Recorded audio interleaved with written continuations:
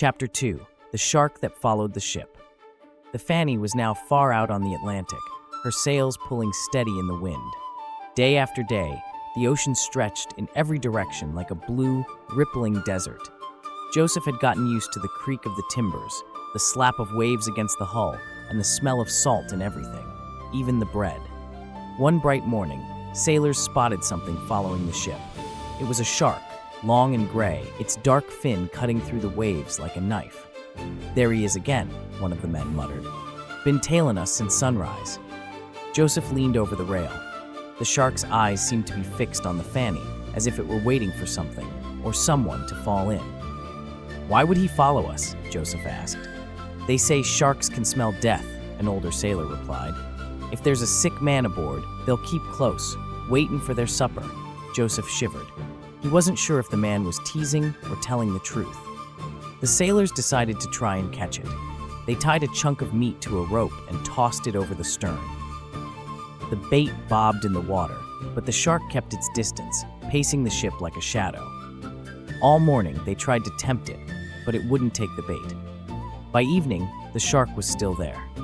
Joseph climbed up to the masthead to scan the horizon for other ships. The wind tugged at his hair, and from up there, the ocean looked endless.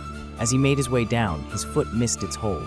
He slipped, his body twisting as he tried to grab a rope. His hand caught something, but it slid away.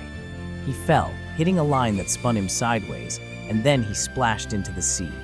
The shock of the cold water stole his breath. He came up gasping, flailing, and saw the Fanny already sliding past him. The heavy clothes dragged at him, and panic rose in his throat. On deck, men were shouting. The first officer hurled a coil of rope with all his strength. "Grab it, boy," he bellowed. Joseph stretched, fingers brushing the rope, then closing tight. "Hold on," the officer yelled. The rope bit into Joseph's palms as the crew hauled him toward the ship. Salt water stung his eyes, and he kicked hard to keep from slipping under. At last, hands grabbed his arms and pulled him onto the deck, dripping and coughing. "You hurt?" someone asked. Joseph shook his head, still catching his breath. "Where's the shark?" another voice demanded. Joseph stepped to the rail and froze. The shark was no longer behind them. It was gliding silently along the other side of the ship, only a few yards away, its fins slicing the water. The men exchanged uneasy glances. No one said much after that. The shark disappeared not long after, and they saw it no more. But Joseph knew how close he had come, not just to drowning, but to the jaws of the gray shadow that had been following them all day. Lesson for the journey.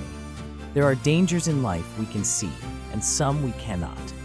God watches over us even when we don't know the danger is near, and His hand is strong enough to pull us to safety.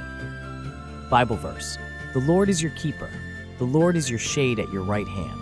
The Lord shall preserve you from all evil. He shall preserve your soul." Psalm 121, 5-7.